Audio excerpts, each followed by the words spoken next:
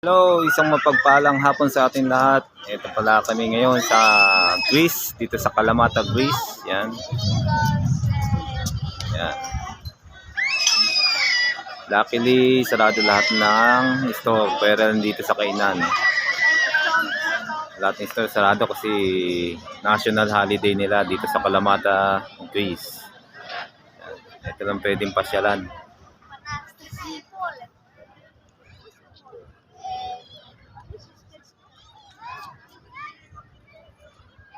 Ayan, sheet, Saturn.